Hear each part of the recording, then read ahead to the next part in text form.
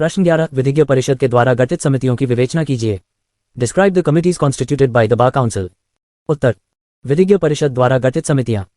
Committees constituted by the bar council. अधिवक्ता अधिनियम 1961 के अधीन विधिज्ञ परिषद निम्नलिखित समितियों का गठन कर सकती है। 1. अनुशासन समिति डिसिप्लिनरी कमिटीज। विधिज्ञ परिषद एक या अधिक अनुशासन समितियों का गठन करेगी। प्रत्येक ऐसी समिति 3 व्यक्तियों से मिलकर बनेगी। इसमें 2 परिषद द्वारा अपने सदस्यों में से निर्वाचित व्यक्ति होंगे और तीसरा परिषद द्वारा ऐसे अधिवक्ताओं में से सहयोगित व्यक्ति होगा जिसके पास धारा 3 की उपधारा 2 के परंतुक में विनिर्दिष्ट अर्हताएं हों और जो परिषद का सदस्य न हो। किसी अनुशासन समिति के सदस्यों में से ज्येष्ठतम अधिवक्ता उसका अध्यक्ष होगा। उपधारा 1 में किसी बात के होते हुए भी अधिवक्ता संशोधन अधिनियम 1964 के प्रारंभ के पूर्व गठित कोई अनुशासन समिति अपने समक्ष लंबित कार्यवाहियों का निपटारा इस प्रकार कर सकेगी मानो ये धारा उक्त अधिनियम द्वारा संशोधित ही न की गई हो। 2. विधिक सहायता समिति लीगल एड कमिटीज। विधिज्ञ परिषद एक या अधिक विधिक सहायता समितियों का गठन करेगी। ऐसी प्रत्येक समिति में अधिक से अधिक 9 और कम से कम 5 ऐसे सदस्य होंगे जो विहित किए जाएं। विधिक सहायता समिति के सदस्यों की अर्हताएं, उनके चयन की पद्धति और उनकी पदावधि वह होगी जो विहित की जाए। 3. कार्यकारिणी समिति एग्जीक्यूटिव कमेटी। धारा 10 के प्रावधानों के अनुसार राज्य विधिज्ञ परिषद स्थायी कार्यकारिणी समिति का गठन करेगी जो परिषद द्वारा अपने सदस्यों में से निर्वाचित 5 सदस्यों से मिलकर बनेगी। इसी प्रकार भारतीय विधिज्ञ परिषद एक स्थायी कार्य समिति का गठन करेगी जो परिषद द्वारा अपने सदस्यों में से निर्वाचित 9 सदस्यों से मिलकर बनेगी। 4. नामांकन समिति एनरोलमेंट कमेटी। अधिनियम की धारा 10 के प्रावधानों के अंतर्गत राज्य विधिज्ञ परिषद एक नामांकन स्थायी समिति का गठन करेगी जो परिषद द्वारा अपने सदस्यों से मिलकर बनेगी। 5. शिक्षा समिति एजुकेशन कमेटी। अधिनियम की धारा 10 के अनुसार भारतीय विधिज्ञ परिषद एक शिक्षा स्थायी समिति का गठन करेगी जो 10 सदस्यों से मिलकर बनेगी। इसमें 5 सदस्य परिषद के सदस्य होंगे तथा शेष सदस्य परिषद द्वारा संयोजित होंगे जो कि उसके सदस्य नहीं हैं। प्रश्न 12 अधिवक्ता के विधि व्यवसाय के अधिकार की विवेचना कीजिए। Discuss the right to legal practice of an advocate. और विधि व्यवसाय करने का अधिकार किसको है? Who are entitled to legal practice. उत्तर, विधि व्यवसाय करने का अधिकार। Right to legal practice. धारा 29 प्रावधान करती है कि विधि व्यवसाय करने का हक केवल एक ही वर्ग का होगा जिसे अधिवक्ता कहते हैं। धारा 30 के अनुसार इस अधिनियम के उपबंधों के अधीन रहते हुए प्रत्येक अधिवक्ता जिसका नाम राज्य नामावली में दर्ज है ऐसे समस्त राज्य क्षेत्रों के जिन पर इस अधिनियम का विस्तार है। 1. सभी न्यायालयों में जिनमें उच्चतम न्यायालय भी सम्मिलित है। 2. किसी ऐसे अधिकरण या व्यक्ति के समक्ष जो साक्ष्य लेने के लिए वैध रूप से प्राधिकृत है। 3. किसी अन्य ऐसे प्राधिकारी या व्यक्ति के समक्ष जिसके समक्ष ऐसा अधिवक्ता उस समय प्रवृत्त किसी विधि द्वारा या उसके अधीन विधि व्यवसाय करने का हकदार है अपने अधिकार में विधि व्यवसाय करने का हकदार होगा। विशिष्ट मामलों में उपसंजात होने के लिए अनुज्ञा देने की न्यायालय की शक्ति। इस अध्याय में किसी बात के होते हुए भी कोई न्यायालय प्राधिकरण या व्यक्ति अपने समक्ष किसी विशिष्ट मामले में किसी व्यक्ति को जो इस अधिनियम के अधीन अधिवक्ता के रूप में नामांकित नहीं है उपसंजात होने की अनुज्ञा दे सकेगा। विधि व्यवसाय करने के लिए केवल अधिवक्ता हकदार होंगे इस अधिनियम में या उस समय प्रवृत्त किसी अन्य विधि में जैसा उपबंधित है उसके सिवाय कोई व्यक्ति नियत दिन को या उसके पश्चात किसी न्यायालय में या किसी प्राधिकरण या व्यक्ति के समक्ष विधि व्यवसाय करने का हकदार तब तक नहीं होगा जब तक वह इस अधिनियम के अधीन अधिवक्ता के रूप में नामांकित न हो। विनय कुमार बनाम उत्तर प्रदेश राज्य 200114 SCC 734 के मामले में उच्चतम न्यायालय ने अभी निर्धारित किया है कि जहां अधिवक्ता अपने मुवक्किल के लिए अपने नाम से याचिका रिट प्रस्तुत करता है तथा वह याचिका लोकहित प्रकृति की नहीं है तथा नहीं उसमें इसका उल्लेख है कि याचिका अभिभाषक के द्वारा ही क्यों प्रस्तुत की जा रही है वहां ये याचिका विचार योग्य नहीं मानी जाएगी। उच्च न्यायालयों की नियम बनाने की शक्ति। उच्च न्यायालय ऐसी शर्तों को अधिकतित करते हुए नियम बना सकेगा जिसके अधीन रहते हुए किसी अधिवक्ता को उच्च न्यायालय में और उसके अधीनस्थ न्यायालयों में विधि व्यवसाय करने के लिए अनुज्ञात किया जाएगा। 1. उच्च न्यायालय अपनी आपने अधीनस्थ किसी न्यायालय की सभी कार्यवाहियों में किसी पक्षकार द्वारा अपने प्रतिपक्षी के अधिवक्ता की फीस की बाबत खर्चे के रूप में संदेय फीस विनिर्धारण द्वारा या अन्यथा नियत और विनियमित करने के लिए नियम बनाएगा। प्रश्न 12 वे कौन सी शर्तें हैं जिनके अंतर्गत पंजीकृत अधिवक्ता न्यायालयों में कार्य कर सकते हैं? What are the conditions of right to practice for a registered advocate. और एक अधिवक्ता की प्रैक्टिस करने का अधिकार की शर्तों का उल्लेख कीजिए। Discuss the conditions relating to right to practice of an advocate. उत्तर, प्रैक्टिस करने के अधिकार की शर्तें। Conditions relating to right to practice. भारतीय विधिज्ञ परिषद बार काउंसिल ऑफ इंडिया के नियमों के अनुसार कोई भी अधिवक्ता निम्नलिखित शर्तों के अधीन ही विधि व्यवसाय के अधिकार को प्राप्त करता है। इन शर्तों को पूरा करने पर ही वह व्यक्ति विधि व्यवसाय कर सकता है। 1. कोई व्यक्ति जो कि एक अधिवक्ता नहीं है पारिश्रमिक की भागीदारी करने के लिए किसी साझेदारी अथवा अन्य कोई व्यवस्था में प्रवेश नहीं करेगा। 2. प्रत्येक अधिवक्ता विधिज्ञ परिषद को जिसकी नामावली पर उसका नाम दर्ज है अपने पते में प्रत्येक परिवर्तन के बारे में सूचित करेगा। 3. भारतीय विधिज्ञ परिषद अथवा राज्य विधिज्ञ परिषद अधिवक्ता से उस राज्य परिषद का नाम प्रदान करने के लिए कह सकते हैं जिसकी नामावली पर उसका नाम अंकित है तथा अन्य बातों की भी मांग कर सकती है। 4. कोई अधिवक्ता जो स्वेच्छा से चाहे किसी कारणवश अपनी प्रैक्टिस रोकता है तो इसके बारे में सूचना पंजीकृत डाक द्वारा उस राज्य विधिज्ञ परिषद को देगा जिसकी नामावली पर उसका नाम प्रविष्ट है। इसके साथ में उसके नामांकन का मूल प्रमाण पत्र होगा।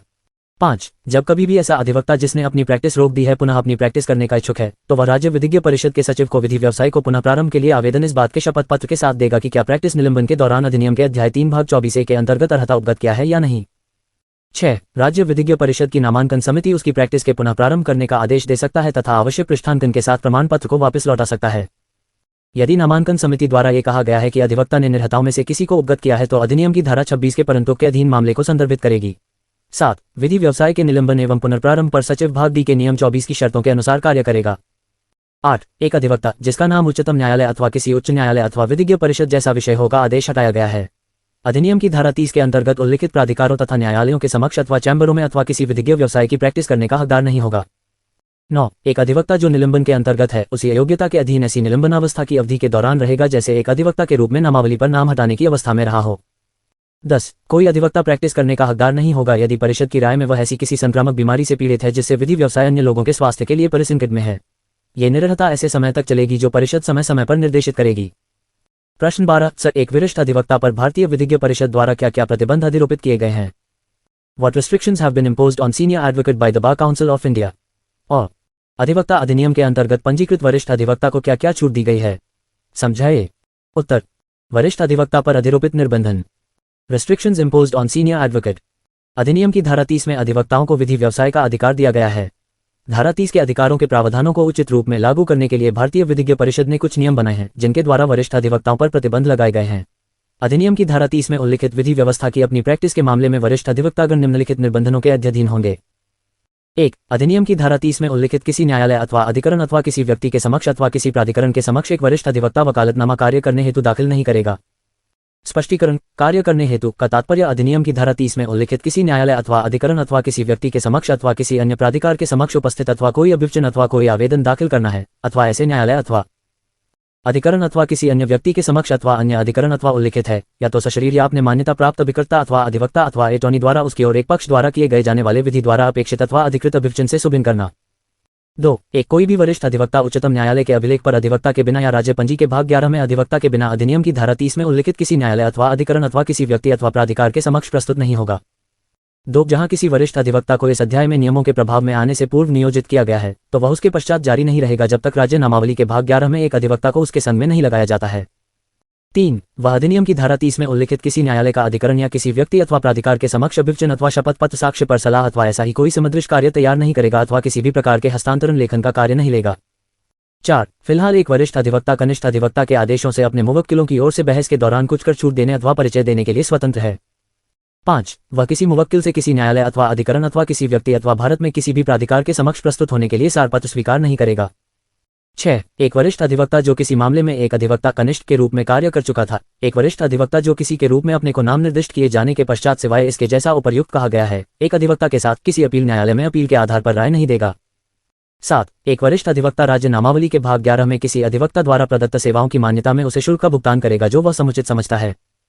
प्रश्न 13. व्यावसायिक अवचार से आप क्या समझते हैं? उदाहरण सहित समझाइए। What do you understand by professional misconduct? Explain with example. उत्तर: व्यावसायिक अवचार क्या है? What is professional misconduct? विधि व्यवसाय में अधिवक्ताओं का ये कर्तव्य है कि वे अपनी वृत्तिक आचार संहिता का पालन करें और कोई ऐसा कार्य न करें जो विधि व्यवसाय की गरिमा के प्रतिकूल हो। अधिवक्ता द्वारा विधि व्यवसाय की गरिमा के प्रतिकूल किए गए कार्य तथा आचरण को व्यावसायिक अवचार कहा जाता है।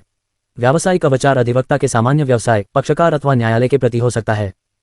कुछ विधिशास्त्रियों के अनुसार प्रत्येक अधिवक्ता के व्यापक अधिकार होते हैं। ये अधिकार भी कर्तव्यों व आभारों के दायित्वाधीन होते हैं। इन कर्तव्यों तथा आभारों का उल्लंघन ही व्यावसायिक अवचार, वृत्तिक कदाचार माना जाता है। विधि व्यवसाय में अधिवक्ता का व्यावसायिक अवचार अत्यंत घातक होता है। व्यावसायिक अवचार को किसी परिधि में परिसीमित नहीं किया जा सकता है। ये समय एवं परिस्थितियों पर निर्भर करता है कि अधिवक्ता का कौन सा कार्य व्यावसायिक अवचार है और कौन सा नहीं। व्यावसायिक अवचार का मामला अधिवक्ता अधिनियम 1961 के साथ साथ न्यायालय अवमानना अधिनियम 1971 के अंतर्गत दंडनीय है। व्यावसायिक अवचार में दोषसिद्ध अधिवक्ता को वकालत करने से वंचित किया जा सकता है तथा उसे 6 माह तक की अवधि के कारावास अथवा 2000 रुपये जुर्माना अथवा दोनों से भी दंडित किया जा सकता है। इन विवेचन मिश्र 1995 SC 2348 में उच्चतम न्यायालय ने अवलोकन किया है कि अधिवक्ता का ये कर्तव्य है कि वह न्यायालय का समादर करे और न्यायालय की गरिमा को बनाए रखे। न्यायालय की गरिमा को चोट पहुंचाना दुर्भाग्यपूर्ण कहा जाएगा और इसके लिए दोषी अधिवक्ता को दंडित किया जाना न्यायोचित होगा।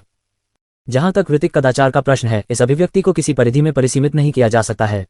यह समय तथा परिस्थितियों पर निर्भर करता है कि कौन सा कार्य वृत्तिक कदाचार है और कौन सा नहीं, कौन सा कार्य न्यायालय के अवमान की परिभाषा में आता है और कौन सा नहीं।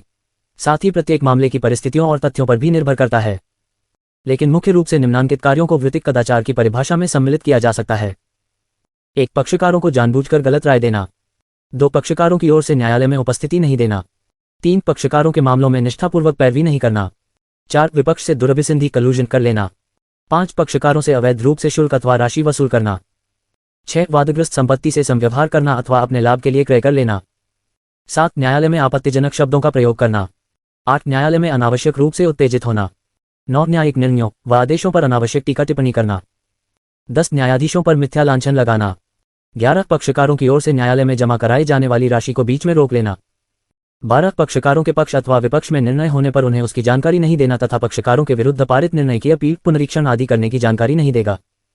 13 न्यायालय में पक्षकारों की ओर से मिथ्या अथवा कूटरचित दस्तावेज आदि पेश करना।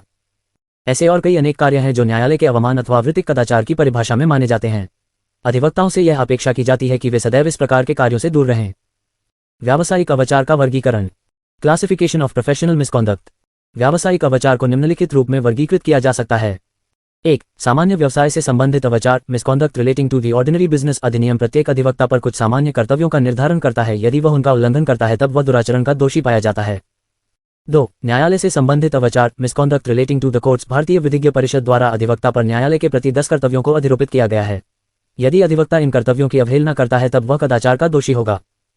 3. पक्षकार के प्रति अवाचारण misconduct in relation to client अधिनियम की धारा 49(1)(c) के अंतर्गत प्राप्त शक्ति से भारतीय विधिज्ञ परिषद ने कुछ नियम गठित किए हैं। इन नियमों के तहत अधिवक्ता पर कुछ दायित्व अधिरोपित किए हैं जिन्हें पूर्ण करना अधिवक्ता का कर्तव्य है। वे कर्तव्य पक्षकार के प्रति भी हैं। यदि कोई अधिवक्ता उनका उल्लंघन करता है तब वह अवाचार का दोषी होगा। 4. सहकर्मी के प्रति अवाचार यदि अधिवक्ता अपने सहकर्मी के प्रति अधिरोपित दायित्वों को नहीं निभाता है तब वह कदाचार का दोषी पाया जाएगा। 5. प्रतिपक्षी के प्रति अवाचार यदि कोई अधिवक्ता उन दायित्वों को नहीं निभाता है जो कि प्रतिपक्षी के प्रति उस पर अधिरोपित किए गए हैं तो वह अधिवक्ता कदाचार का दोषी होगा। रोशनदीन बनाम प्रीतिलाल 2002-1 SCC 100 के मामले में उच्चतम न्यायालय ने अभिनिर्धारित किया है कि जहां अधिवक्ता ने याचिकाकर्ता से धोखा तथा छल किया है वहां न्यायालय स्वप्रेरणा से भी राज्य विधिज्ञ परिषद से उस अधिवक्ता के विरुद्ध जांच करने का आदेश दे सकता है। प्रश्न 14 विधि व्यवसाय में एक अधिवक्ता के लिए वर्जित कदाचार क्या है? What is professional misconduct prohibited in the legal profession for an advocate? उत्तर, अधिवक्ता के लिए वर्जित कदाचार prohibited misconduct for an advocate. अधिवक्ताओं का समाज में एक विशेष स्थान होता है। उन्हें समाज में आदर्श प्रस्तुत करना होता है, अतः उन्हें ऐसे कार्य नहीं करने चाहिए जिससे कि विधि व्यवसाय कलंकित हो। विधि व्यवसाय का एक आदर्श व्यवसाय है। इस व्यवसाय के लिए विशिष्ट बुद्धिमत्ता एवं प्रशिक्षण की आवश्यकता होती है। अधिवक्ता को गरिमा, शालीनता एवं अनुशासन के साथ अपने कर्तव्य का निर्वहन करना होता है। अधिवक्ताओं की अपनी एक आचार संहिता है। अतः कोई भी व्यक्ति तब तक विधि व्यवसाय नहीं कर सकता है जब तक कि उसके पास निर्धारित शैक्षणिक योग्यता न हो और अधिवक्ता नामावली में उसका नाम प्रविष्ट न हो। यदि कोई व्यक्ति बिना शैक्षणिक योग्यता धारण किए हुए तथा अधिवक्ता नामावली में नाम प्रविष्ट कराए बगैर विधि व्यवसाय करता है तो उसे अधिनियम की धारा 45 के अंतर्गत दोष सिद्ध किया जा सकता है। किसी अधिवक्ता को निम्नलिखित कदाचार नहीं करना चाहिए। 1. निर्धारित योग्यता एवं सनद प्राप्त किए बगैर वकालत न करना। अधिवक्ताओं का ये कर्तव्य है कि वे विधि व्यवसाय करने के लिए अपेक्षित शैक्षणिक योग्यताएं एवं विधिज्ञ परिषद से वांछित सनद प्राप्त कर लें। बिना शैक्षणिक योग्यता एवं सनद प्राप्त किए किसी भी व्यक्ति को विधि व्यवसाय प्रारंभ नहीं करना चाहिए, क्योंकि ऐसा किया जाना अधिवक्ता अधिनियम 1961 की धारा 45 के अंतर्गत दंडनीय अपराध है। ऐसे व्यक्ति को 6 माह के कारावास से दंडित किया जा सकता है। नीलगिरी बार एसोसिएशन बनाम T0 महालिंगन 1998 CR LR 247 SC के मामले में प्रत्यर्थी के पास न तो विधि स्नातक की उपाधि थी और न ही उसका नाम अधिवक्ता नामावली में नामांकित था, फिर भी वह लगातार 8 वर्षों तक न्यायालयों में वकालत करता रहा। जब उसका अभियोजन किया गया तो उसने अपने अपराध की स्वीकारोक्ति की। विचारण न्यायालय ने उसे परिवीक्षा का लाभ दिया। उच्च न्यायालय ने भी परिवीक्षा के आदेश को यथावत रखा, लेकिन जब यह मामला उच्चतम न्यायालय में पहुंचा तो उच्चतम न्यायालय ने ऐसे व्यक्ति को परिवीक्षा का लाभ देना उचित नहीं माना और प्रत्यर्थी को 6 माह के कठोर कारावास तथा 5,000 रुपये के जुर्माने से दंडित किया। जुर्माना जमा नहीं कराए जाने पर 3 माह के अतिरिक्त कारावास की सजा सुनाई। उच्चतम न्यायालय ने यह भी कहा कि वकालत का व्यवसाय एक आदर्श एवं पवित्र व्यवसाय है। अधिवक्ता का समाज में अपना एक विशिष्ट स्थान है। जनसाधारण अधिवक्ता को आदर की दृष्टि से देखता है। ऐसी स्थिति में यदि कोई व्यक्ति इस व्यवसाय की प्रतिष्ठा को आघात पहुंचाने वाला कार्य करता है तो ऐसा व्यक्ति किसी सहानुभूति का पात्र नहीं रह जाता है। ऐसे व्यक्तियों के लिए कठोर दंड ही उचित दंड है। इस प्रकार उपरोक्त सभी विधि व्यवस्थाओं एवं विनिर्णयों से यह स्पष्ट है कि विधि व्यवसाय केवल अधिकृत व्यक्तियों द्वारा ही किया जाना चाहिए।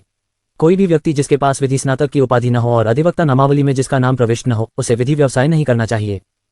2. विधि व्यवसाय के साथ कोई अन्य व्यवसाय न करना। विधि व्यवसाय एक पूर्णकालिक व्यवसाय है।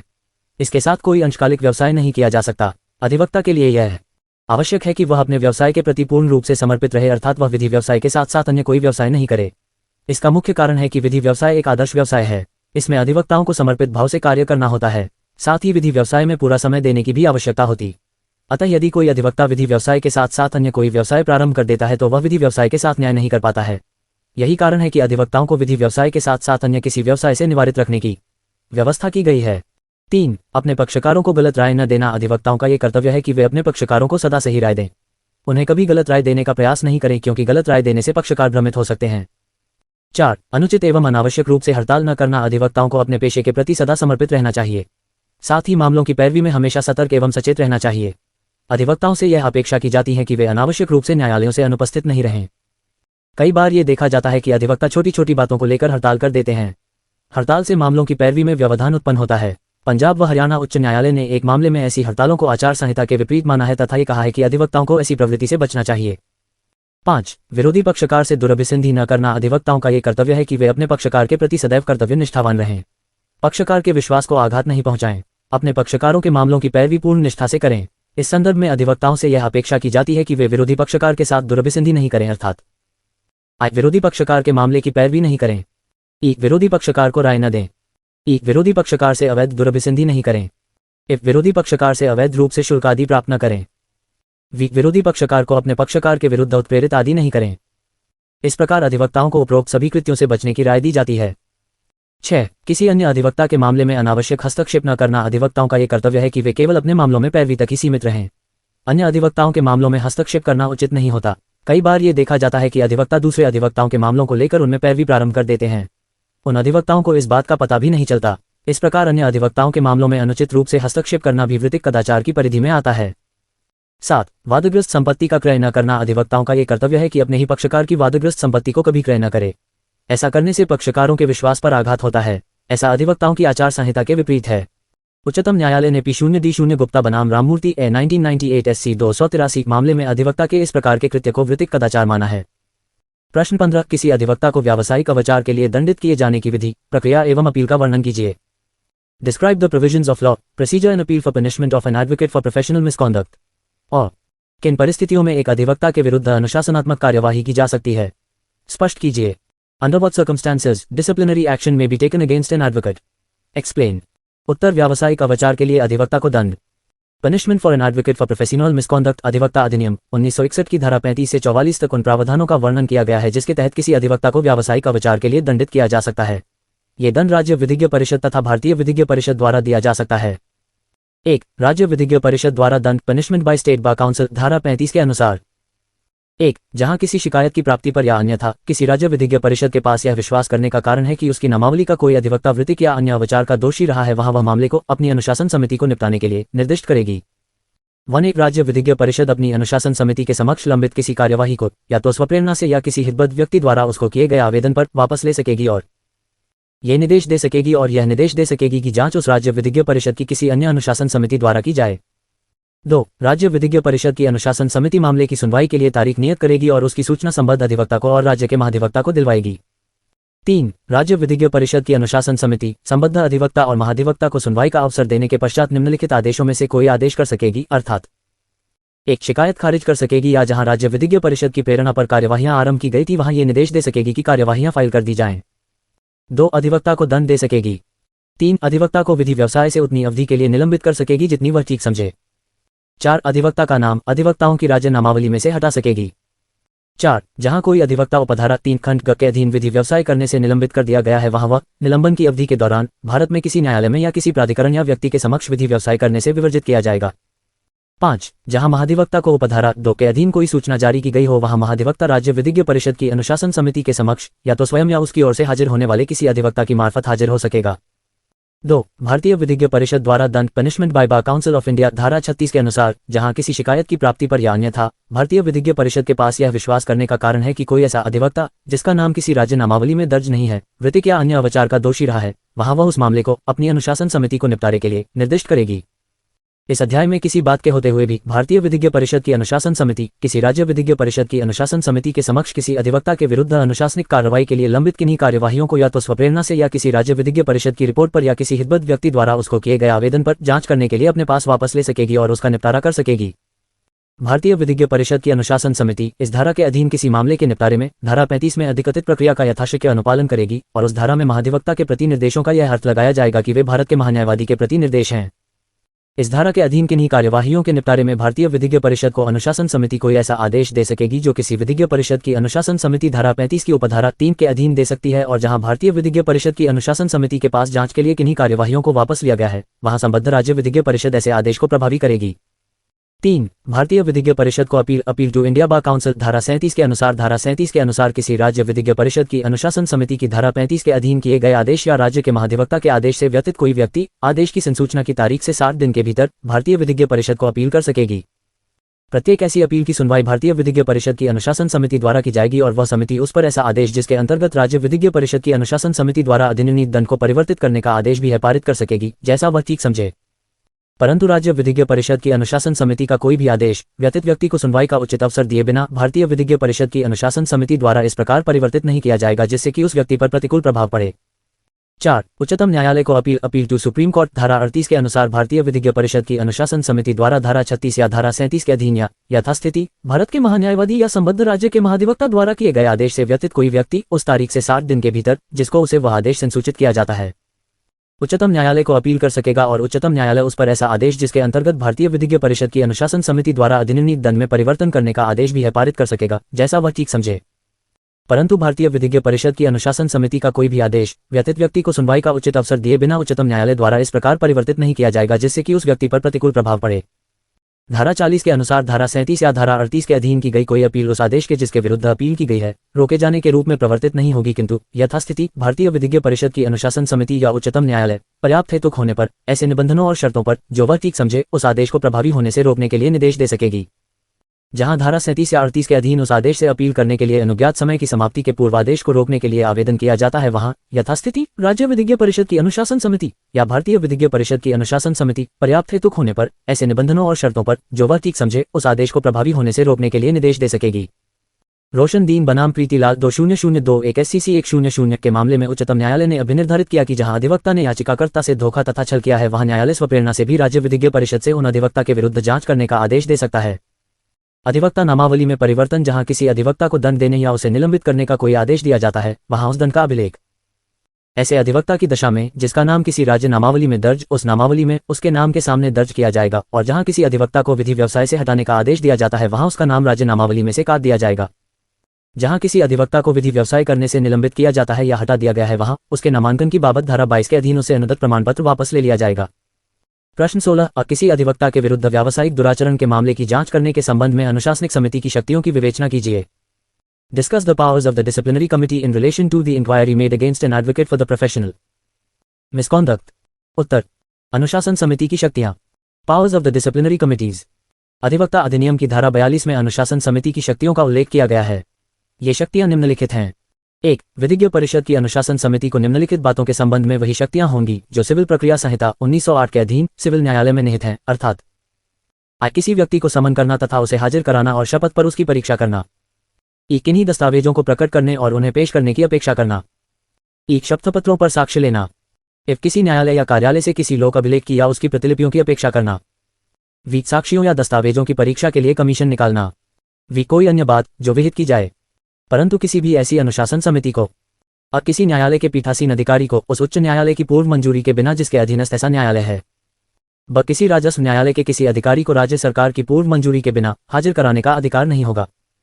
2. विधिज्ञ परिषद की किसी अनुशासन समिति के समक्ष की सभी कार्यवाहियां भारतीय दंड संहिता की धारा 193 तथा धारा 228 के अर्थ में न्यायिक कार्यवाहियां समझी जाएंगी, और प्रत्येक ऐसी अनुशासन समिति दंड प्रक्रिया संहिता 1898 की धारा 480, धारा 482 और धारा 485 के प्रयोजनों के लिए सिविल न्यायालय समझी जाएगी। 3. उपधारा 1 द्वारा प्रदत्त शक्तियों में से किसी का प्रयोग करने के प्रयोजनों के लिए अनुशासन समिति उन राज्य क्षेत्रों में किसी सिविल न्यायालय को जिन पर इस अधिनियम का विस्तार है ऐसे साक्षी की हाजिरी के लिए या ऐसे दस्तावेज को पेश करने के लिए जो समिति द्वारा अपेक्षित है कोई समन या अन्य आदेशिका भेज सकेगी। इस आशय से ऐसा कमीशन भेज सकेगी जिसे समिति निकालना चाहती है, और ऐसा सिविल न्यायालय यथास्थिति उस आदेशिका की तामील करवाएगा या कमीशन निकलवाएगा और ऐसी किसी आदेशिका को इस प्रकार प्रवर्तित कर सकेगा मानो वह उसके समक्ष हाजिरी के लिए या पेश किए जाने के लिए कोई आदेशिका हो। 4. अनुशासन समिति के समक्ष किसी मामले की सुनवाई के लिए नियत की गई तारीख को उस समिति के अध्यक्ष या किसी सदस्य के अनुपस्थित होने पर भी अनुशासन समिति यदि ठीक समझे तो इस प्रकार नियत तारीख को कार्यवाहियां कर सकेगी या उन्हें जारी रख सकेगी, और ऐसी कोई कार्यवाही और ऐसी किन्हीं कार्यवाहियों में अनुशासन समिति द्वारा किया गया कोई भी आदेश केवल इसी कारण अविधिमान्य नहीं होगा कि उस तारीख को उसका अध्यक्ष या सदस्य अनुपस्थित था, परंतु किसी कार्यवाही में धारा 35 की उपधारा 3 में निर्दिष्ट प्रकृति का कोई अंतिम आदेश तब तक नहीं किया जाएगा जब तक अनुशासन समिति का अध्यक्ष और अन्य सदस्य उपस्थित न हो। 5. जहां किसी कार्यवाही में अनुशासन समिति के अध्यक्ष और सदस्यों की राय के अनुसार या तो उनके मध्य बहुसंख्यक राय न होने के कारण या अन्यथा धारा 35 की उपधारा 3 में निर्दिष्ट प्रकृति का कोई अंतिम आदेश नहीं किया जा सकता हो, वहां मामला उस पर उनकी राय सहित संबद्ध विधिज्ञ परिषद के अध्यक्ष के समक्ष या यदि विधिज्ञ परिषद का अध्यक्ष अनुशासन समिति के अध्यक्ष या सदस्य के रूप में कार्य कर रहा है तो विधिज्ञ परिषद के उपाध्यक्ष के समक्ष रखा जाएगा और विधिज्ञ परिषद का यथास्थिति उक्त अध्यक्ष या उपाध्यक्ष ऐसी सुनवाई के पश्चात जैसी वह ठीक समझे अपनी राय देगा और अनुशासन समिति का अंतिम आदेश ऐसी राय के अनुरूप होगा। अनुशासन समिति के समक्ष कार्यवाहियों का खर्चा विधिज्ञ परिषद की अनुशासन समिति अपने समक्ष की किन्हीं कार्यवाहियों के खर्चे के बारे में ऐसा आदेश कर सकेगी जैसा वह ठीक समझे और कोई आदेश इस प्रकार निष्पादित किया जा सकेगा मानो वह 1. भारतीय विधिज्ञ परिषद की अनुशासन समिति के आदेश की दशा में उच्चतम न्यायालय का आदेश हो। 2. किसी राज्य विधिज्ञ परिषद की अनुशासन समिति के आदेश की दशा में उच्च न्यायालय का आदेश हो। अनुशासन समिति द्वारा आदेशों का पुनर्विलोकन विधिज्ञ परिषद की अनुशासन समिति इस अध्याय के अधीन अपने द्वारा पारित किसी आदेश का उस आदेश की तारीख से 60 दिन के भीतर स्वप्रेरणा से या अन्यथा पुनर्विलोकन कर सकेगी, परंतु किसी राज्य विधिज्ञ परिषद की अनुशासन समिति का ऐसा कोई पुनर्विलोकन आदेश तब तक प्रभावी नहीं होगा जब तक वह भारतीय विधिज्ञ परिषद द्वारा अनुमोदित न कर दिया गया हो। प्रश्न 16 अधिवक्ताओं के विरुद्ध शिकायतें तथा निराकरण संबंधी नियमों को समझाइए। Explain the rules relating to the complaint and their disposal against advocate. उत्तर अधिवक्ता के विरुद्ध शिकायत तथा उसके निराकरण संबंधी नियम। Rules relating to the complaint and their disposal. अधिवक्ता अधिनियम की धारा 35 से 44 तक में यह उपबंधित किया गया है कि अधिवक्ता के विरुद्ध की गई शिकायत का निराकरण कौन करेगा तथा उस आदेश की अपील कहाँ कब एवं किसे की जाएगी। अधिनियम में उक्त कार्यवाही के लिए प्रक्रिया नहीं बताई गई है। भारतीय विधिज्ञ परिषद बार काउंसिल ऑफ इंडिया ने अधिनियम की धारा 49(1)(f) के अधीन नियम बनाकर यह प्रक्रिया बताई है कि अधिवक्ता के विरुद्ध शिकायत किस प्रकार की जाएगी तथा उसका निराकरण कैसे होगा। ये नियम निम्नलिखित हैं। 1. किसी अधिवक्ता के विरुद्ध शिकायत सिविल प्रक्रिया संहिता के अंतर्गत अपेक्षित एक याचिका के रूप में सम्यक रूप से हस्ताक्षरित एवं सत्यापित होगी। शिकायत अंग्रेजी अथवा हिंदी में अथवा क्षेत्रीय भाषा में हो सकती है, जहां उसे क्षेत्रीय भाषा को राज्य भाषा घोषित कर दिया गया है तथा शिकायत का हिंदी अथवा किसी अन्य क्षेत्रीय भाषा में होने की दशा में राज्य विधिज्ञ परिषद जब कभी अनुशासनिक मामले को अधिवक्ता अधिनियम के अंतर्गत भारतीय विधिज्ञ परिषद को भेजना होता है तो शिकायत को अंग्रेजी में अनुवाद करती है। प्रत्येक शिकायत के साथ अधिनियम की धारा 49(h) के अंतर्गत विरचित नियमों में विहित शुल्क दी जाएगी। विधिज्ञ परिषद का सचिव यदि विहित शुल्क अदा नहीं किया गया है तो शिकायतकर्ता से उसे अदा करवाएगा, त्रुटियां दूर करवाएगा तथा शिकायत की प्रतियां एवं अन्य बातें अथवा दस्तावेजों जिसकी आवश्यकता पड़ सकती है की मांग कर सकता है। एक शिकायत को व्यवस्थित पाए जाने पर तो ये पंजीकृत की जाएगी तथा विधिज्ञ परिषद के समक्ष ऐसे आदेश के लिए जिसे वह पारित करना उपयुक्त समझे रखेगी। इफ राज्य विधिज्ञ परिषद द्वारा स्वप्रेरणा से अथवा अधिनियम की धारा 35 के अधीन की गई शिकायत पर उत्पन्न कोई भी मामला मात्र इसलिए समाप्त नहीं किया जाएगा कि उसे वापस ले लिया गया है, तय कर लिया अथवा समझौता कर लिया गया है अथवा एक ही शिकायतकर्ता जांच के साथ आगे बढ़ना नहीं चाहता है। 2. अधिनियम की धारा 35(1) के अंतर्गत किसी शिकायत को विधिज्ञ परिषद द्वारा विनिर्दिष्ट अपनी किसी अनुशासनिक समिति को निर्दिष्ट करने के पूर्व विधिज्ञ परिषद शिकायतकर्ता से अपने द्वारा नियत समय के भीतर अतिरिक्त तथा बेहतर बातों का प्रदान करने की अपेक्षा कर सकती है तथा जिस अधिवक्ताओं के विरुद्ध शिकायत की गई उनसे टिप्पणियों की मांग कर सकती है। 3. विधिज्ञ परिषद द्वारा अनुशासनिक समिति को शिकायत निर्दिष्ट किए जाने के पश्चात रजिस्ट्रार त्वरित गति से संबंधित अधिवक्ता को उसके विरुद्ध शिकायत पर विनिर्दिष्ट तिथि के भीतर कारण बताओ नोटिस भेजेगा, ये रहते हुए कि ऐसी प्रतिरक्षा के समर्थन में प्रतिरक्षा का विवरण दस्तावेज तथा शपथ पत्र जमा करे तथा उसको ये भी सूचित करते हुए कि नियत तिथि की सुनवाई पर उसकी गैर प्रस्तुति की दशा में मामलों को उसकी अनुपस्थिति में सुना तथा विनिश्चित किया जाएगा। अनुशासनिक समिति का सभापति जांच की तिथि, समय तथा स्थान नियत करेगा जो संदर्भ प्राप्ति के साधारणतया 30 दिन के पश्चात नहीं होगी। रजिस्ट्रार ऐसी तिथि, समय तथा स्थान की सूचना शिकायतकर्ता अथवा अन्य व्यतीत व्यक्ति संबंधित अधिवक्ता तथा महान्यायवादी अथवा भारत के अपर महाधिवक्ता जैसा विषय हो को देगा और उनको शिकायत तथा इस अध्याय के नियम 24 में उल्लिखित अन्य ऐसे दस्तावेजों की प्रतियां सेवित करेगा जो समिति का सभापति जांच हेतु नियत तिथि के कम से कम 10 दिन पूर्व निर्देश देगा। 5. इस अध्याय में निर्दिष्ट सूचनाएं आवश्यक संशोधन के अध्ययन फॉर्म से E1 तथा E2 में होगी तथा पक्षकारों के लिए प्रस्तुत होने वाले अधिवक्ताओं को भेजी जाएगी। अधिवक्ता के माध्यम से प्रस्तुत न होने वाले पक्षकार को शिकायत में अथवा अपील के नीचे प्रदत्त पते पर सूचना भेजी जाएगी। सूचनाओं की लागत जब तक अनुशासनिक समिति अन्यथा निर्देशित न करे शिकायतकर्ता द्वारा वहन की जाएगी। 6. पक्षकारगण अधिवक्ता के माध्यम से प्रस्तुत हो सकते हैं जो विधिज्ञ परिषद जिसमें वह नामांकित है उसका निवासीय पता दूरभाष संख्या यदि कोई हो और नोटिसों के सेवन हेतु अपना पता देते हुए वकालतनामा दाखिल करेगा। एक वरिष्ठ अधिवक्ता किसी अन्य अधिवक्ता जिसने वकालतनामा दाखिल कर दिया है के साथ प्रस्तुत हो सकता है। 7. यदि किसी प्राप्त शिकायत पर जांच में शिकायतकर्ता अथवा प्रत्यर्थी नोटिस की तामीली के बावजूद भी अनुशासनिक समिति के समक्ष प्रस्तुत नहीं होता है तो समिति एक पक्षीय कार्यवाही करेगी या नई नोटिस जारी किए जाने हेतु निर्देशित करेगी। एक पक्षीय कार्यवाही किए जाने का ऐसा कोई भी आदेश पर्याप्त द्वारा दर्शाने पर पृथक रखा जा सकता है यदि एक पक्षीय आदेश पारित किए जाने के 60 दिन के भीतर शपथ पत्र के साथ आवेदन किया जाता है।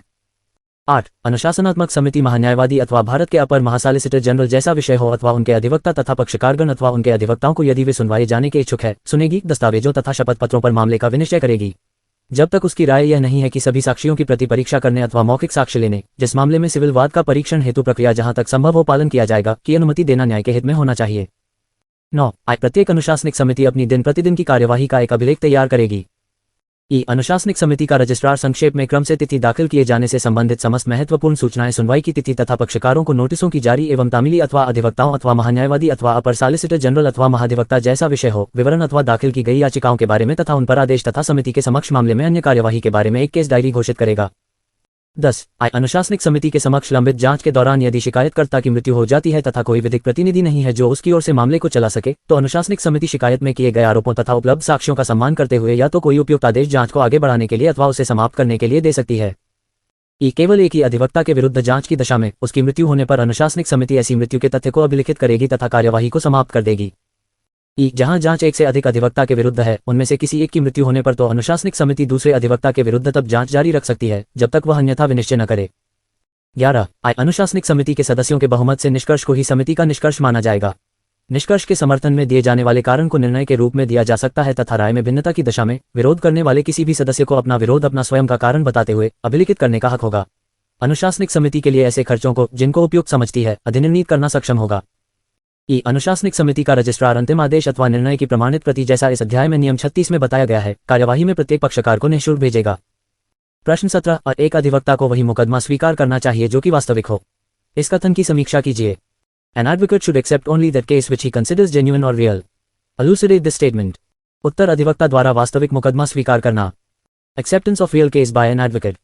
अधिवक्ता अधिनियम में यह उल्लिखित नहीं किया गया है कि अधिवक्ता को किस प्रकार का वाद या मुकदमा स्वीकार करना चाहिए। भारतीय विधिज्ञ परिषद ने कुछ नियम बनाकर अधिवक्ता पर यह दायित्व अवश्य लगाया है कि वह उस व्यावसायिक नीति का पालन अवश्य करे जिन्हें की नियमों द्वारा बनाया गया है। विधिक व्यावसायिक नीति यह अवधारित करती है कि अधिवक्ता को वही मुकदमा स्वीकार करना चाहिए या उसी वाद में पैरवी करनी चाहिए जो कि तथ्यात्मक रूप से सही हो। यदि वह झूठा या असत्यवाद स्वीकार करता है तब धृष्टता को बढ़ावा मिलता है जो कि व्यावसायिक नीति के विरुद्ध है। इस संबंध में विधिशास्त्रियों का मत है कि एक अधिवक्ता को मुकदमा स्वीकार करने के पहले केवल इतना आश्वस्त हो जाना चाहिए कि प्रथमदृष्ट्या वर्तकारी का मुकदमा उचित तथ्यों पर आधारित है।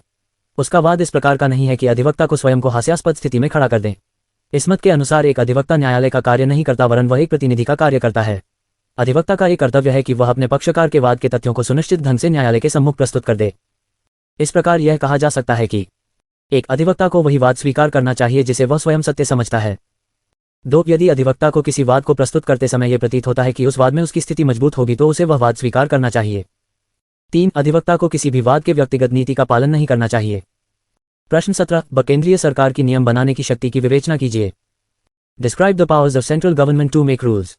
उत्तर केंद्रीय सरकार की नियम बनाने की शक्ति। Powers of central government to make rules. धारा 49A में केंद्रीय सरकार को अधिवक्ता अधिनियम 1961 के प्रावधानों पर नियम बनाने की शक्ति प्रदान की गई है। केंद्रीय सरकार अधिनियम के प्रावधानों को कार्यान्वित करने के राजपत्र में प्रकाशित करके नियम बना सकता है। केंद्रीय सरकार निम्न विषयों पर नियम बना सकती है। 1. किसी विधिज्ञ परिषद की सदस्यता के लिए अर्हताएं और ऐसी सदस्यता के लिए निरर्हताएं।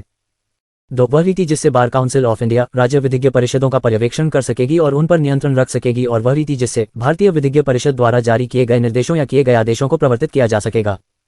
3. इस अधिनियम के अधीन अधिवक्ता के रूप में नामांकन के लिए हकदार व्यक्तियों का वर्ग या प्रवर्ग। 4. ऐसे व्यक्तियों का प्रवर्ग जिन्हें धारा 24 की उपधारा 1 के खंड घ के अधीन विहित प्रशिक्षण पाठ्यक्रम को पूरा करने और उत्तीर्ण करने से छूट दी जा सकेगी। 5. वह रीति जिससे अधिवक्ताओं की पारस्परिक ज्येष्ठता अवधारित की जा सकेगी। 6. किसी विधिज्ञ परिषद की अनुशासन समिति द्वारा मामलों की सुनवाई में अनुसरित की जाने वाली प्रक्रिया और भारतीय विधिज्ञ परिषद की अनुशासन समिति द्वारा अपीलों की सुनवाई में अनुसरित की जाने वाली प्रक्रिया। 7. कोई अन्य बात जो विहित की जाए। इस धारा के अधीन नियम या तो संपूर्ण भारत के लिए या सभी विधिज्ञ परिषदों या उनमें से किसी के लिए बनाए जा सकेंगे। यदि किसी विधिज्ञ परिषद द्वारा बनाए गए किसी नियम का कोई उपबंध इस धारा के अधीन केंद्रीय सरकार द्वारा बनाए गए किसी नियम के किसी उपबंध के विरुद्ध है तो इस धारा के अधीन बनाया गया नियम, चाहे वह विधिज्ञ परिषद द्वारा बनाए गए नियम से पहले बनाया गया हो या उसके पश्चात बनाया गया हो, अभिभावी होगा और विधिज्ञ परिषद द्वारा बनाया गया नियम विरुद्धता की सीमा तक शून्य होगा। इस धारा के अधीन बनाया गया प्रत्येक नियम बनाए जाने के पश्चात यथाशीघ्र संसद के प्रत्येक सदन के समक्ष जब वह सत्र में हो कल 30 दिन की अवधि के लिए रखा जाएगा। वह अवधि एक सत्र में अथवा 2 या अधिक अनुक्रमिक सत्रों में पूरी हो सकेगी। यदि उस सत्र के या पूर्वोक्त अनुक्रमिक सत्रों के ठीक बाद के सत्र के अवसान के पूर्व दोनों सदन उस नियम में कोई परिवर्तन करने के लिए सहमत हो जाएं तो तत्पश्चात वह ऐसे परिवर्तित रूप में ही प्रभावी होगा। यदि उक्त अवसान के पूर्व दोनों सदन सहमत हो जाएं कि वह नियम नहीं बनाया जाना चाहिए तो तत्पश्चात यह निष्प्रभावी हो जाएगा। किंतु नियम के ऐसे परिवर्तन या निष्प्रभावी होने से उसके अधीन पहले की गई किसी बात की विधिमान्यता पर प्रतिकूल प्रभाव नहीं पड़ेगा। प्रश्न 18. अधिवक्ताओं तथा न्यायालय के बीच क्या संबंध होना चाहिए? समझाइए। What should be the relation between the advocates and court? Explain. और बार तथा बेंच के संबंधों पर एक लेख लिखिए। Write an essay on bar and bench relations. उत्तर, बार तथा बेंच संबंध। बार एंड बेंच रिलेशंस। न्यायपीठ और अधिवक्ता वर्ग एक ही तंत्र की दो भुजाएं हैं और जब तक ये दोनों पारस्परिक सामंजस्य में कार्य नहीं करती रहेंगी तब तक न्यायालयों द्वारा न्याय प्रशासन उचित रूप से संपन्न नहीं हो सकेगा। न्यायाधीश तथा अधिवक्ता न्याय प्रशासन के दो पहिए हैं। यदि इन दोनों में कोई असमानता आती है तो न्याय प्रशासन अवरुद्ध होता है। न्याय प्रशासन में सक्रियता के लिए दोनों में आपसी सौहार्द होना चाहिए, तभी वास्तविक न्याय सामने आ सकता है। बार बेंच के संबंधों को अच्छा बनाए रखने के लिए निम्नलिखित बातों को ध्यान में रखना आवश्यक है। एक दूसरे का सम्मान करें। बार एवं बेंच दोनों के सदस्यों का यह परम कर्तव्य है कि वे एक दूसरे के प्रति सम्मान व्यक्त करें। अधिवक्ता न्यायाधीश को सम्मान की दृष्टि से देखें और न्यायाधीश भी अधिवक्ताओं को अपेक्षित सम्मान दें। इसके अलावा यह आवश्यक है कि बार एवं बेंच का कोई भी सदस्य अपने मन में अनावश्यक अहम को स्थान न दे। कोई भी सदस्य कभी भी एक दूसरे को नीचा दिखाने का प्रयास न करे। दोनों में पारस्परिक सम्मान से ही न्याय की परिकल्पना फलीभूत हो सकती है।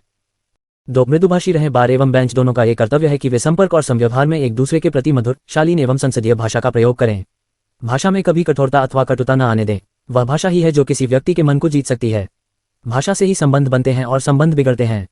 अतः बार एवं बेंच दोनों के सदस्यों से यह अपेक्षा की जाती है कि वे न्यायिक और न्यायतर कार्यों में सदैव गरिमापूर्ण भाषा का प्रयोग करें। 3. सौम्य एवं शालीन व्यवहार करें। बार एवं बेंच के लिए यह आवश्यक है कि वे एक दूसरे के प्रति शालीनता एवं सौम्यपूर्ण व्यवहार करें। अपने आचरण में किसी प्रकार की अभद्रता अथवा अश्लीलता को स्थान न देवें। शालीनता एवं सौम्यता दोनों ही चरित्र के दो महत्वपूर्ण गुण हैं। सौम्य एवं शालीन व्यवहार से कई बार पत्थर दिल को भी जीता जा सकता है। न्यायालय में भी कभी कभी ऐसी परिस्थितियां उत्पन्न हो जाती हैं जिससे वातावरण में गर्माहट आ जाती है। ऐसे समय यदि सौम्य एवं शालीन व्यवहार का परिचय दिया जाता है तो वातावरण में मधुरता आ सकती है। 4. क्रोध एवं उत्तेजना से बचे। बार एवं बेंच के बीच मधुर संबंध बनाए रखने के लिए यह भी अपेक्षित है कि बार एवं बेंच के सदस्य अनावश्यक क्रोध व उत्तेजना से बचें। कई बार ऐसी परिस्थितियां उत्पन्न हो जाती हैं कि बार अथवा बेंच के सदस्यों में क्रोध अथवा उत्तेजना आना स्वाभाविक है, लेकिन ये सुस्थापित है कि क्रोध एवं उत्तेजना से सदैव अनुचित एवं अन्यायपूर्ण कार्य करने की आशंका प्रबल हो जाती है। ऐसे क्रोध अथवा उत्तेजना से सदैव अनुचित एवं अन्यायपूर्ण कार्य करने की आशंका प्रबल हो जाती है। ऐसे क्रोध अथवा उत्तेजना का सीधा प्रतिकूल प्रभाव पक्षकारों पर पड़ता है। अतः यह आवश्यक है कि न्यायिक अथवा न्यायतर कार्यों के दौरान कोई भी सदस्य किसी के प्रति क्रोध नहीं करे। ऐसा कहा जाता है कि क्रोध से मानव का विवेक समाप्त हो जाता है और जब विवेक समाप्त हो जाता है तो किसी से न्यायोचित कार्य की अपेक्षा नहीं की जा सकती है। अतः क्रोध एवं उत्तेजना से बचना अपरिहार्य है। बालोग बनाम crowns court at Alabama 1975-1Q0B073 के बाद में लॉर्ड डेनिंग ने प्रेक्षण किया था कि अपमान को तुच्छ समझना चाहिए सिवाय जहां वे अशिष्ट अथवा बदनाम करने वाले न हों। फिर भी सहनशीलता की सीमा होती है। 5. एक दूसरे की निंदा न करें। निंदा से व्यक्ति में कटुता का भाव पैदा होता है। एक दूसरे के प्रति राग और द्वेष जन्म लेता है। यह ऐसा अवगुण है जिससे मनुष्य के चरित्र और विवेक का पतन हो जाता है। अतः यह अपेक्षित है कि बार एवं बेंच का कोई भी सदस्य किसी व्यक्ति की निंदा नहीं करे, एक दूसरे के अवगुणों की व्याख्या नहीं करे, अनावश्यक चुगली अथवा चापलूसी नहीं करे। यदि बार एवं बेंच के सदस्य इससे बचे रहते हैं तो उनमें कटुता पैदा होने की संभावना धूमिल हो जाती है। 6. आलोचना नहीं करें। यहाँ ये भी उल्लेखनीय है कि कई बार अधिवक्ता न्यायाधीशों के कार्यों की भी आलोचना करते हैं। उनके व्यवहार एवं आचरण की आलोचना की जाती है। ये प्रवृत्ति अच्छी नहीं है। इससे न्यायाधीशों के मन में कटुता का भाव पैदा होता है। अतः अधिवक्ताओं को चाहिए कि वे कभी भी न्यायाधीशों के न्यायिक एवं न्यायतर कार्यों की आलोचना नहीं करें। साथ ही न्यायाधीशों का भी यह कर्तव्य है कि वे अधिवक्ताओं की अनावश्यक आलोचना की प्रवृत्ति नहीं पालें। न्यायिक कार्यों की समालोचना की जा सकती है, आलोचना नहीं। 7. टीका टिप्पणी नहीं करें। अधिवक्ताओं का यह दायित्व है कि वे न्यायाधीशों के आदेशों, निर्णयों आदि पर अनावश्यक टीका टिप्पणी नहीं करें। अक्सर ये देखा जाता है कि किसी पक्षकार के पक्ष में निर्णय अथवा आदेश नहीं होने पर उनके अधिवक्ताओं द्वारा अनावश्यक टीका टिप्पणी की जाती है। ऐसा टीका टिप्पणी से न केवल न्यायाधीशों के मन में अधिवक्ताओं के प्रति घृणा अथवा कटुता का भाव पैदा होता है, अपितु वह न्यायालय के अवमान का दोषी भी बन जाता है। यदि पक्षकार के विरुद्ध निर्णय अथवा आदेश होता है तो ऐसे निर्णय व आदेश के विरुद्ध विधिवत अपील, पुनरीक्षण, पुनरावलोकन आदि किया जा सकता है। यही सही उपाय है। एक निजी जीवन में न झांके। बार एवं बेंच के बीच मधुर संबंध बनाए रखने के लिए यह आवश्यक है कि बार एवं बेंच के सदस्य एक दूसरे के निजी जीवन में हस्तक्षेप नहीं करें। कई बार ये देखा जाता है कि बार अथवा बेंच के सदस्य एक दूसरे के निजी जीवन में हस्तक्षेप करते हैं, उन पर हमेशा दृष्टि रखते हैं, उनकी आलोचना एवं टीका टिप्पणी करते हैं। इससे बार एवं बेंच के सदस्यों में सिवाय कटुता से अधिक कुछ नहीं मिलता है। यदि बार एवं बेंच के निजी जीवन से अथवा निजी आचरण से न्यायिक कार्यों पर कोई प्रतिकूल प्रभाव नहीं पड़ता है तो ऐसा निजी जीवन अथवा निजी आचरण अथवा निंदा का कारण नहीं हो सकता। 9. सुख दुख में एक दूसरे के सहभागी बने। कई बार एवं बेंच के सदस्यों के बीच सुख दुख में एक दूसरे की भागीदारी से भी संबंध प्रगाढ़ होते हैं। यदि बार अथवा बेंच के किसी सदस्य पर कोई भी विपदा अथवा विपत्ति आ पड़ती है तो ऐसी विपदा अथवा विपत्ति में अन्य सदस्यों को अपेक्षित सहयोग करना चाहिए। यह एक मानवीय गुण है। इससे न्यायिक कार्यों पर किसी प्रकार का प्रतिकूल प्रभाव नहीं पड़ता है। उदाहरणार्थ, यदि बार एवं बेंच के सदस्यों के परिवार में किसी व्यक्ति की मृत्यु हो जाती है अथवा कोई दुर्घटना हो जाती है तो ऐसी स्थिति में अन्य सदस्यों का यह कर्तव्य है कि वे ऐसे व्यक्ति को सांत्वना दें और यथासंभव सहयोग करें। 10. भेदभाव न करना। मधुर संबंधों के लिए यह भी आवश्यक है कि न्यायाधीश अधिवक्ता के बीच किसी प्रकार का भेदभाव नहीं रखे, अर्थात किसी अधिवक्ता विशेष के प्रति विशेष अनुराग अथवा स्नेह प्रकट नहीं करें तो अन्य अधिवक्ताओं से अलगाव भी नहीं रखें। ऐसा आचरण नहीं किए जाने पर अधिवक्ताओं में न्यायाधीश के प्रति सम्मान में कमी आती है और वे न्यायाधीशों को हेय दृष्टि से देखने लगते हैं। स्वतंत्र नियम व निष्पक्ष आचरण की भी यही अपेक्षा है कि किसी व्यक्ति विशेष के प्रति विशेष अनुराग अथवा अलगाव नहीं रखा जावे, सबको समान दृष्टि से देखा जावे। अपने आदेशों अथवा निर्णयों में किसी प्रकार का पक्षपात न होने दें। 11 अनावश्यक विद्वत्ता का परिचय न दे। कई बार अथवा बेंच के किसी सदस्य द्वारा अपनी विद्वत्ता का अनावश्यक परिचय दिया जाता है। वह अपने आप को इस प्रकार प्रकट करता है कि वह अन्य व्यक्तियों से अधिक ज्ञान रखता है। ये प्रवृत्ति कई बार संबंधों में कटुता पैदा कर देती है। इससे ईर्ष्या भी उत्पन्न होती है, एक दूसरे के प्रति घृणा पनपने लगती है। अतः अपने आप की विद्वत्ता को प्रकट करने की प्रवृत्ति से सदैव दूर रहना चाहिए। 12 अनुचित गतिविधियों में भाग न लें। अधिवक्ताओं का ये कर्तव्य है कि वे सदैव अपने मामलों और पक्षकारों के प्रति निष्ठावान रहते हुए अनुचित गतिविधियों से बचें। कई बार कारण अकारण ही अधिवक्ता छोटी छोटी बातों को लेकर हड़ताल, नारेबाजी अथवा काम बंद करने का सहारा ले लेते हैं। इन प्रवृत्तियों से न केवल पक्षकारों को नुकसान होता है अपितु बार एवं बेंच के संबंधों में भी कटुता आने लगती है। उपरोक्त सभी बातों का उल्लेख एवं सार हमें इन विनयचंद्र मिश्रा 1995 SC 2348 के मामले में मिला है। इस मामले में उच्चतम न्यायालय द्वारा ये कहा गया है कि न्यायालय अधिवक्ता का समादर करता है तथा उनकी बातों को ध्यान से सुनता है। अधिवक्ता का भी यह कर्तव्य है कि वह न्यायालय का समादर करे, न्यायालय द्वारा पूछे जाने वाले प्रश्नों का शांति से उत्तर दे, न्यायालय की गरिमा को बनाए रखे। यदि कोई अधिवक्ता न्यायालय की गरिमा को ही ठेस पहुंचाने लगे तो इसे अत्यंत दुर्भाग्यपूर्ण कहा जाएगा, और यदि कोई वरिष्ठ अधिवक्ता ही न्यायालय में अपना संतुलन खो बैठे तो उसके इस दुष्परिणाम का सहज ही अनुमान लगाया जा सकता है। इसके साथ ही साथ किसी भी न्यायाधीश का अधिवक्ताओं के प्रति सबसे अंतिम महत्वपूर्ण कर्तव्य यह है कि वह बहस के दौरान तथा गवाहों के परीक्षण के समय अधिवक्ता से नोकझोंक मत करे। न्यायाधीश को चाहिए कि जब तक अधिवक्ता सुसंगत रूप से तथा उद्देश्य के साथ मामले में बहस कर रहा है उसके कार्य में हस्तक्षेप मत करे। यदि न्यायाधीश सुनवाई के दौरान सहयोग नहीं करेगा तो इससे न्याय की हानि होगी। प्रश्न 19 अधिवक्ता द्वारा किसी प्रकार की पोशाक पहनी जानी चाहिए, बताइए। What type of uniform is to be worn by the advocate?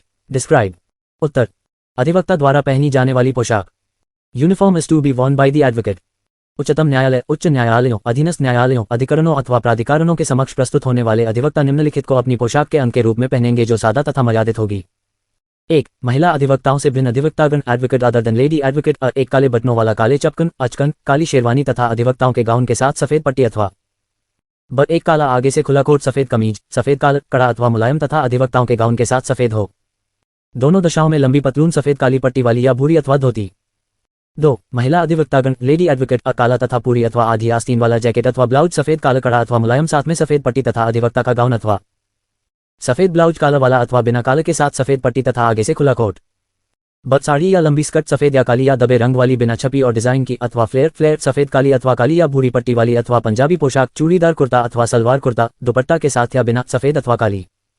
परंतु ये कि उच्चतम न्यायालय अथवा किसी उच्च न्यायालय समय को छोड़कर अधिवक्ताओं को गाउन पहनना वैकल्पिक होगा।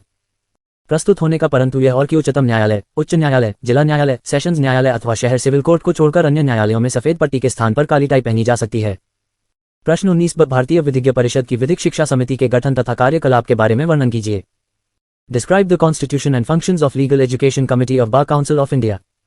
उत्तर, विधिक शिक्षा समिति, लीगल एजुकेशन कमिटी। अधिवक्ता अधिनियम की धारा 10(2)B में उल्लिखित किया गया है कि भारतीय विधिज्ञ परिषद एक स्थायी विधिक शिक्षा समिति का गठन करेगी। इसमें 5 परिषद के सदस्य होंगे तथा अन्य 5 सदस्य परिषद द्वारा ऐसे संयोजित व्यक्ति होंगे जो कि परिषद के सदस्य नहीं हैं। भारतीय विधिज्ञ परिषद के नियमों के अनुसार समिति के सदस्यों का चुनाव गुप्त मतदान द्वारा होगा।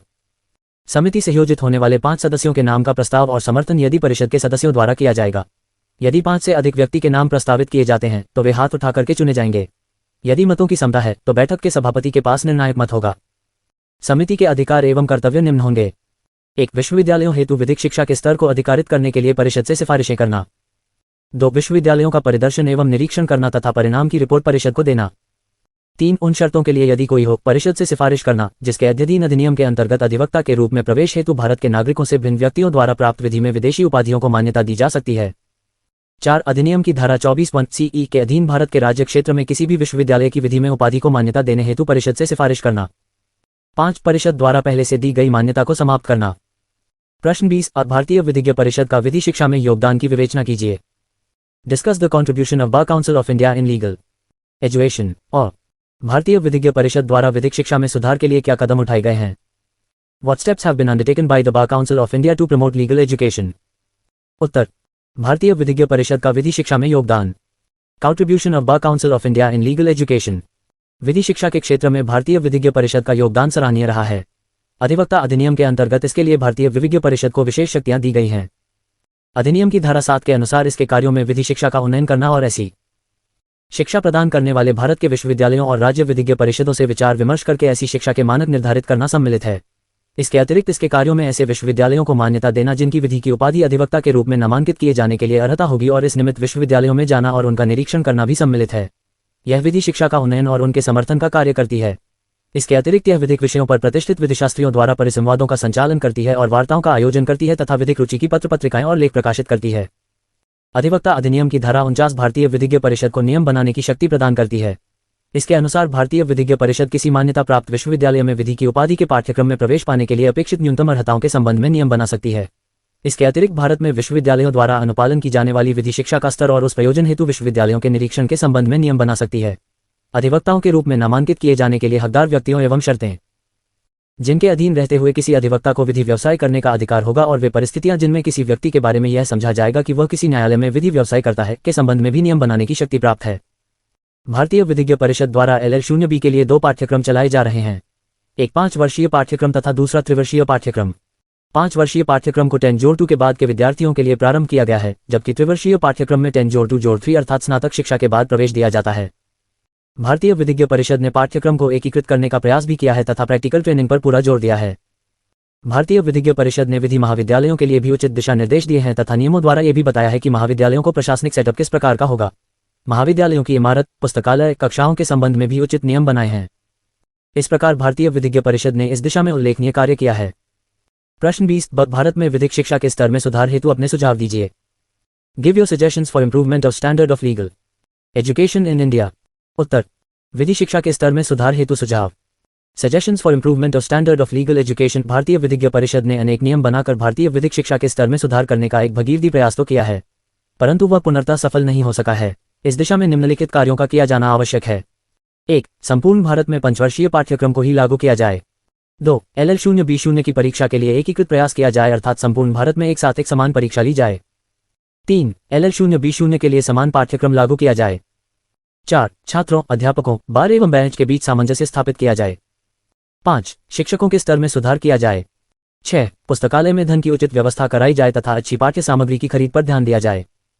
7. शोध सुविधाओं पर विशेष ध्यान दिया जाए। 8. छात्रों को न्यायालयों से जोड़ा जाए ताकि वे उन बिंदुओं को समझ सकें जो कि सैद्धांतिक तथा व्यवहारिक ज्ञान में अंतर स्थापित कर सकें। 9. शिक्षकों तथा विद्यार्थियों के बीच संख्या का उचित अनुपात रखा जाए। 10. विधि के शिक्षकों को प्रोत्साहन दिया जाए अर्थात यदि विधि के शिक्षक उत्कृष्ट पुस्तक लेखन तथा शोध कार्य करते हैं तो उन्हें प्रोत्साहन राशि दी जाए तथा विदेशों में उच्च शोध कार्य के लिए उन्हें प्रोत्साहित किया जाए। 11. विधि के छात्रों में विधिक लेखन के प्रति जागृति पैदा की जाए। 12. LL0B0 परीक्षा स्तर में तथा मूल्यांकन पद्धति में सुधार किया जाए।